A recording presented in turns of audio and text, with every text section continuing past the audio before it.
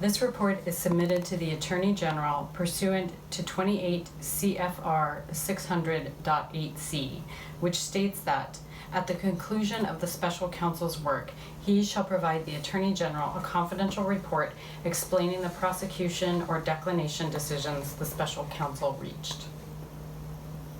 The Russian government interfered in the 2016 presidential election in sweeping and systematic fashion.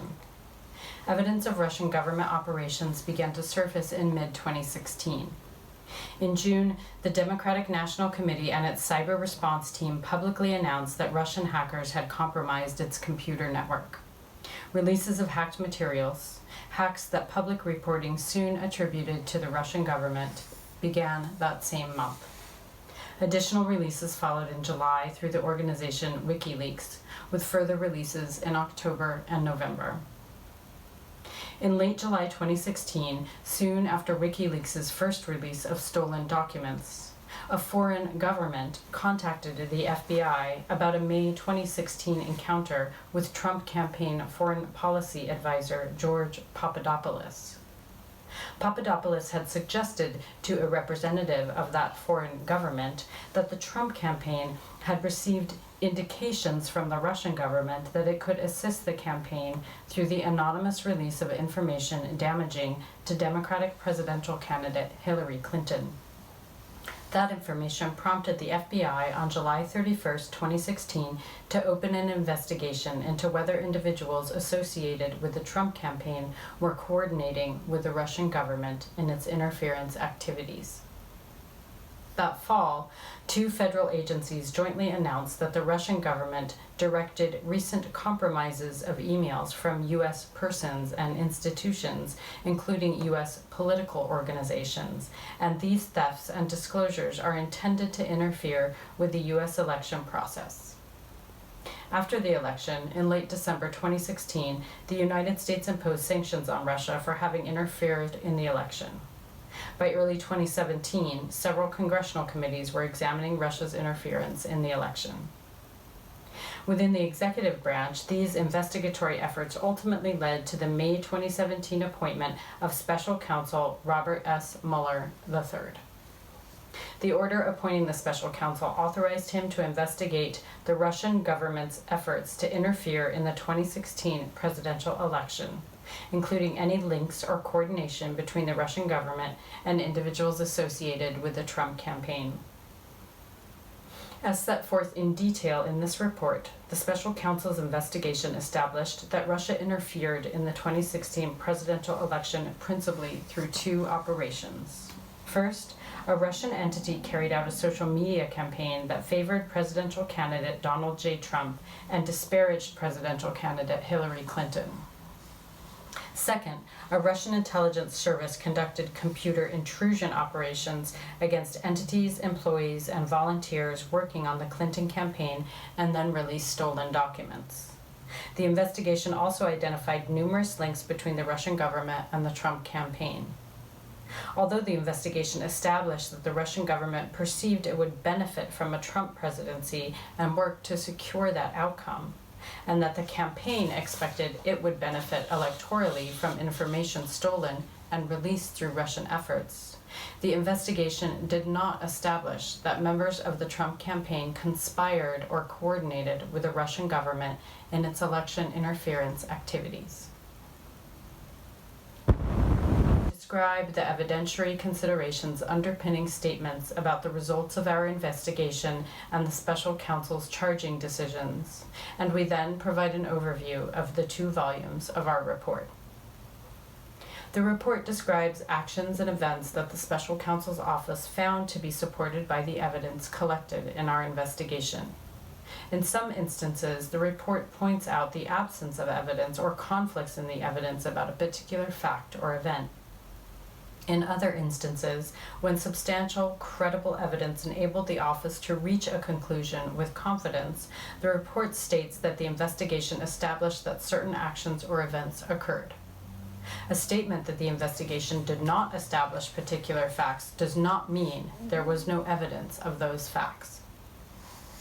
In evaluating whether evidence about collective action of multiple individuals constituted a crime, we applied the framework of conspiracy law, not the concept of collusion. In so doing, the office recognized that the word collude was used in communications with the acting Attorney General confirming certain aspects of the investigation scope, and that the term has frequently been invoked in public reporting about the investigation. But collusion is not a specific offense or theory of liability found in the United States Code, nor is it a term of art in federal criminal law. For those reasons, the office's focus in analyzing questions of joint criminal liability was on conspiracy as defined in federal law. In connection with that analysis, we addressed the factual question whether members of the Trump campaign coordinated, a term that appears in the appointment order, with Russian election interference activities. Like collusion, coordination does not have a settled definition in federal criminal law. We understood coordination to require an agreement, tacit or express, between the Trump campaign and the Russian government on election interference. That requires more than the two parties taking actions that were informed by or responsive to the other's actions or interests. We applied the term coordination in that sense when stating in the report that the investigation did not establish that the Trump campaign coordinated with the Russian government in its election interference activities. The report on our investigation consists of 2 volumes. Volume 1 describes the factual results of the special counsel's investigation of Russia's interference in the 2016 presidential election and its interactions with the Trump campaign. Section 1 describes the scope of the investigation. Sections 2 and 3 describe the principal ways Russia interfered in the 2016 presidential election. Section 4 describes links between the Russian government and individuals associated with the Trump campaign. Section 5 sets forth the special counsel's charging decisions. Volume 2 addresses the President's actions towards the FBI's investigation into Russia's interference in the 2016 presidential election and related matters, and his actions towards the special counsel's investigation. Volume 2 separately states its framework and the considerations that guided that investigation.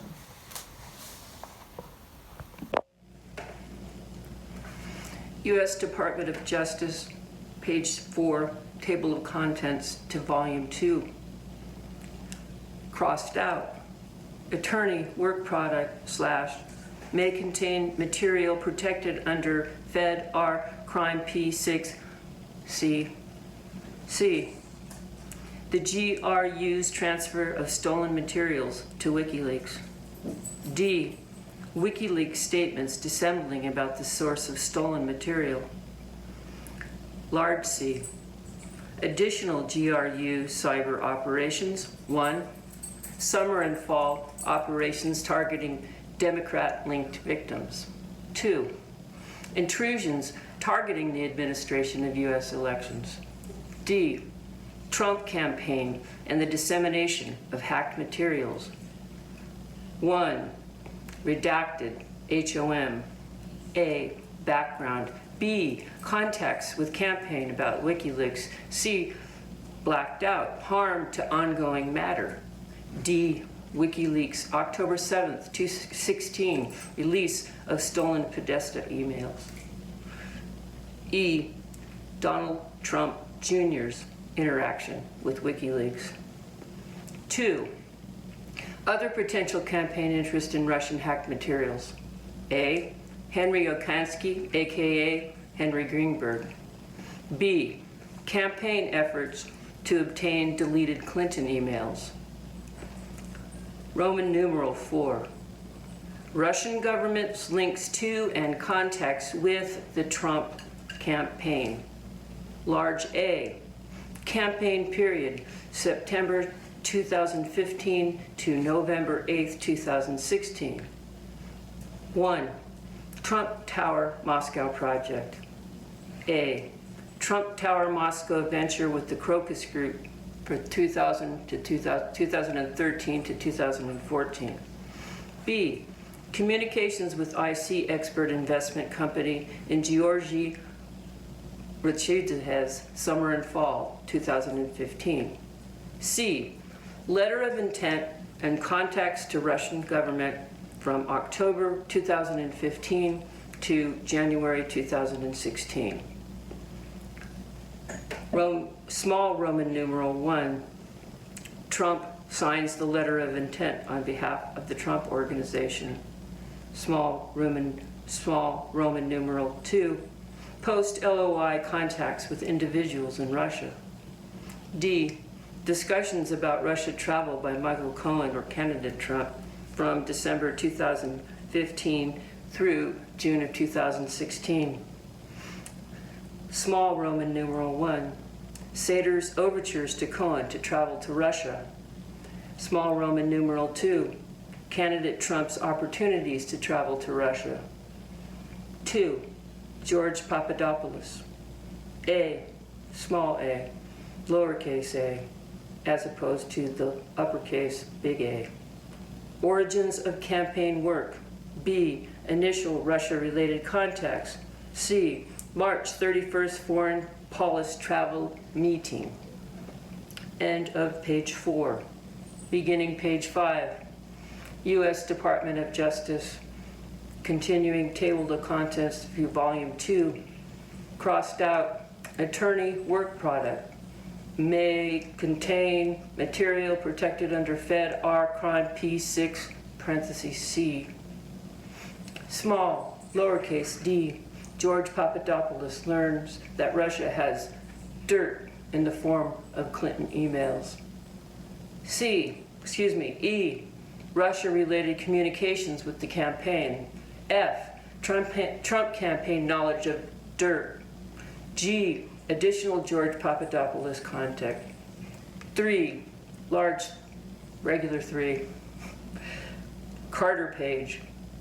Small a, background. B, small b, origins of early campaign work. Small c, Carter page's July 2016 trip to Moscow. Lowercase d, later campaign work and removal from the campaign. 4, Dmitry Sims in the Center for the National Interest. Lowercase a, CNI and Dmitry Sims connect with the Trump campaign. Lowercase b, National Interest hosts a foreign policy speech at the Mayflower Hotel. Lowercase c, Jeff Sessions post-speech interactions with CNI. Lowercase d, Jared Kushner's continuing contact with Sims. 5, June 9th, 2016 meeting at Trump Tower. A, setting up the June 9th meeting.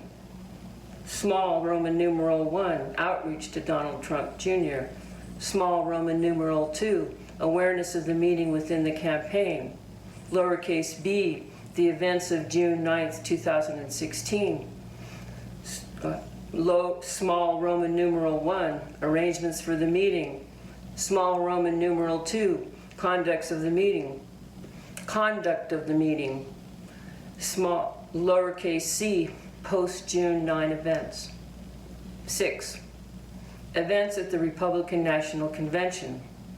Lowercase a, Ambassador Kislyak's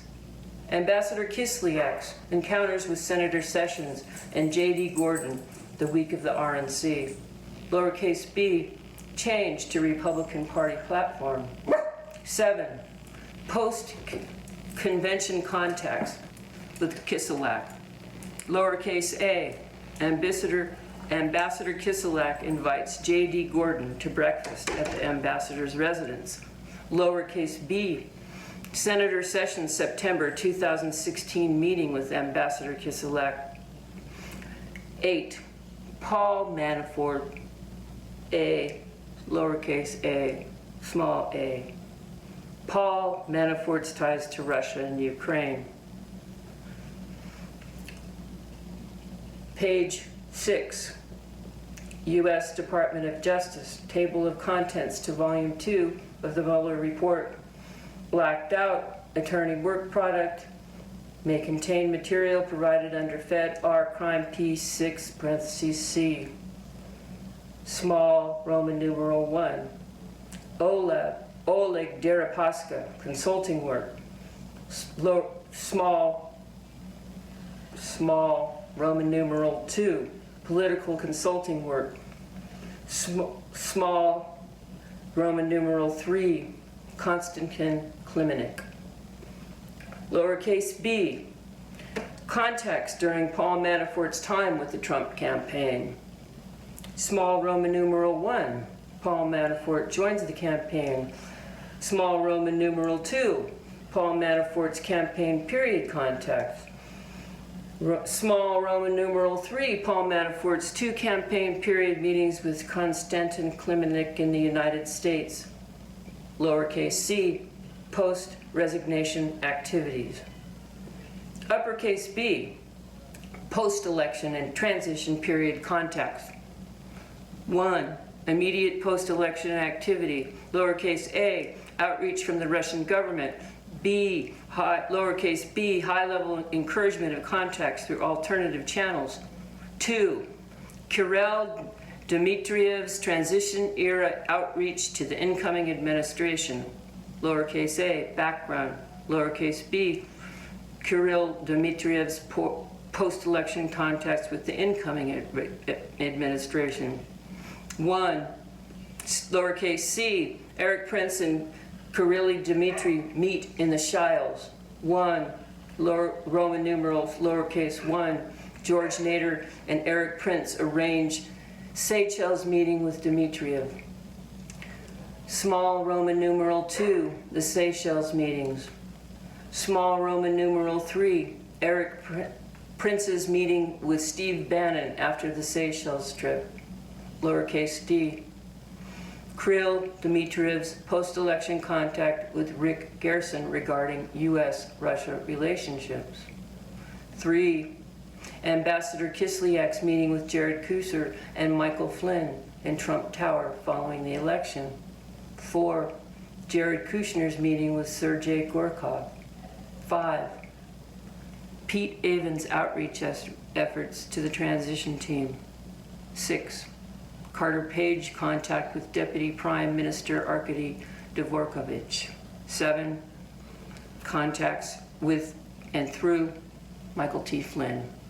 Lowercase a, United Nations vote on Israeli settlements. Lowercase b, U.S. sanctions against Russia.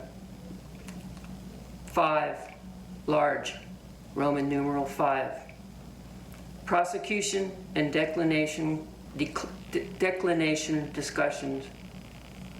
Uppercase A, Russian active measures, social media campaign. Trump campaign and Manafort's strategy for winning Democratic votes in Midwestern states. Months before that meeting, Manafort had caused internal polling data to be shared with Kilimnik, and the sharing continued for some period of time after their August meeting. Fall 2016. On October 7, 2016, the media released video of candidate Trump speaking in graphic terms about women years earlier, which was considered damaging to his candidacy. Less than an hour later, WikiLeaks made its second release. Thousands of John Podesta's emails had been stolen by the GRU in late March 2016. The FBI and other U.S. government institutions were at the time continuing their investigation of suspected Russian government efforts to interfere in the presidential election.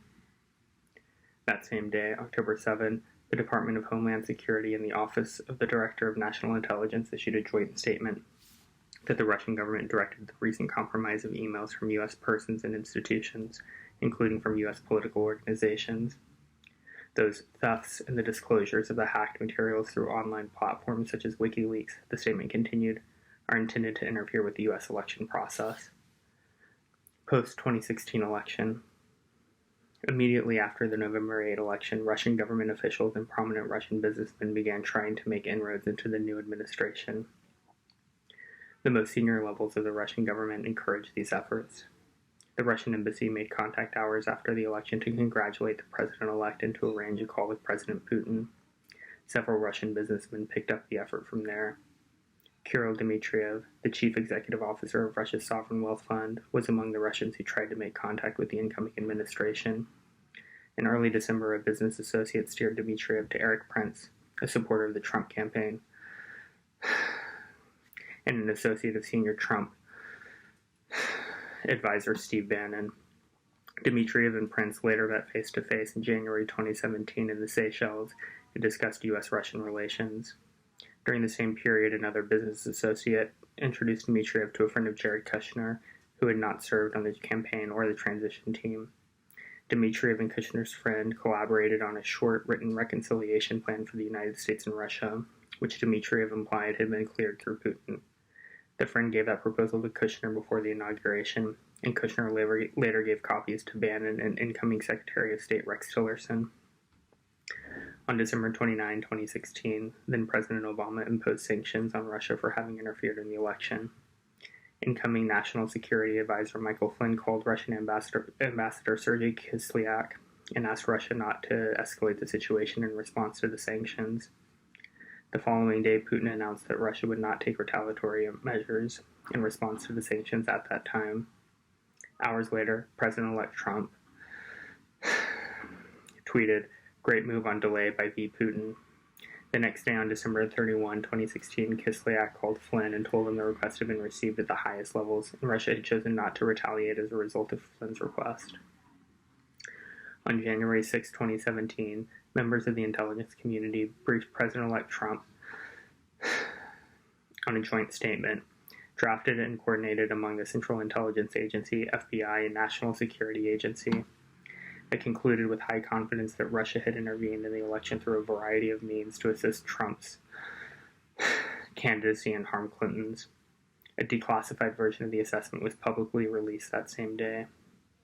Between mid-January 2017 and early February 2017, 3 congressional committees, the House Permanent Select Committee on Intelligence, the Senate Select Committee on Intelligence, and the Senate Judiciary Committee, announced that they would conduct inquiries, or had already been conducting inquiries, into Russian interference in the election. Then FBI Director James Comey later confirmed to Congress the existence of the FBI's investigation into Russian interference that had begun before the election. On March 20, 2017, in open session testimony before HPSCI, Comey stated, "I've been authorized by the Department of Justice to confirm that the FBI, as part of our counterintelligence mission, is investigating the Russian government's efforts to interfere in the 2016 presidential election, and that includes investigating the nature of any links between individuals associated with the Trump campaign and the Russian government, and whether there was any coordination between the campaign and Russia's efforts. As with any counterintelligence investigation, this will also include an assessment of whether any crimes were committed." The investigation continued under then Director Comey for the next 7 weeks until May 9, 2017, when President Trump fired Comey as FBI Director, an action which is analyzed in Volume 2 of the report. On May 17, 2017, Acting Attorney General Rod Rosenstein appointed the special counsel and authorized him to conduct the investigation that Comey had confirmed in his congressional testimony, as well as matters arising directly from the investigation, and any other matters within the scope of 28 CFR 600.4a, which generally covers efforts to interfere with or obstruct the investigation. President Trump reacted negatively to the special counsel's appointment. He told advisors that it was the end of his presidency, sought to have Attorney General Jefferson Sessions unrecused from the Russia investigation, and to have the special counsel removed, and engage in efforts to curtail the special counsel's investigation and prevent the disclosure of evidence to it, including through public and private contacts with potential witnesses. Those and related actions are described and analyzed in Volume 2 of the report. The special counsel's charging decisions. In reaching the charging decisions described in Volume 1 of the report, the office determined whether the conduct it found amounted to a violation of federal criminal law chargeable under the principles of federal prosecution. See Justice Manual 9-27.000 et sec. 2018. The standard set forth in the Justice Manual is whether the conduct constitutes a crime. If so, whether admissible evidence would probably be sufficient to obtain and sustain a conviction, and whether prosecution would serve a substantial federal interest that could not be adequately served by prosecution elsewhere or through non-criminal alternatives. See Justice Manual 9-27.220. Section 5 of the report provides detailed explanations of the office's charging decisions, which contain three main components. First, the office determined that Russia's two principal interference operations in the 2016 U.S. presidential election, the social media campaign and the hacking and dumping operations, violated U.S. criminal law. Many of the individuals and entities involved in the social media campaign have been charged with participating in a conspiracy to defraud the United States by undermining through deceptive acts the work of federal agencies charged with regulating foreign influence in U.S. elections, as well as related counts of identity theft. See United States VA Internet Research Agency et al., number 18-CR-32DDC. Separately, Russian intelligence officers who carried out the hacking into Democratic Party computers and the personal email accounts of individuals affiliated with the Clinton campaign conspired to violate, among other federal laws, the Federal Computer Intrusion Statute, and they have been so charged. See United States v. Netieshko et al., number 18-CR-215DDC. Harm to ongoing matter. Personal privacy. Second, while the investigation identified numerous links between individuals with ties to the Russian government and individuals associated with the Trump campaign, the evidence was not sufficient to support criminal charges. Among other things, the evidence was not sufficient to charge any campaign official as an unregistered agent of the Russian government or other Russian principal. And our evidence about the June 9, 2016 meeting and WikiLeaks' release of hacked materials was not sufficient to charge a criminal campaign finance violation. Further, the evidence was not sufficient to charge that any member of the Trump campaign conspired with representatives of the Russian government to interfere in the 2016 election. Third, the investigation established that several individuals affiliated with the Trump campaign lied to the office and to Congress about their interactions with Russian-affiliated individuals in related matters. Those lies materially impaired the investigation of Russian election interference. The office charged some of those lies as violations of the federal false statement statute. Former National Security Advisor Michael Flynn pleaded guilty to lying about his interactions with Russian Ambassador Kislyak during the transition period. George Papadopoulos, a foreign policy advisor during the campaign period, pleaded guilty to lying to investigators about, inter alia, the nature and timing of his interactions with Joseph Milford, the professor who told Papadopoulos that the Russians had dirt on candidate Clinton in the form of thousands of emails. Former Trump Organization attorney Michael Cohen pleaded guilty to making false statements to Congress about the Trump Moscow project, harm to ongoing matter. And in February 2019, the U.S. District Court for the District of Columbia found that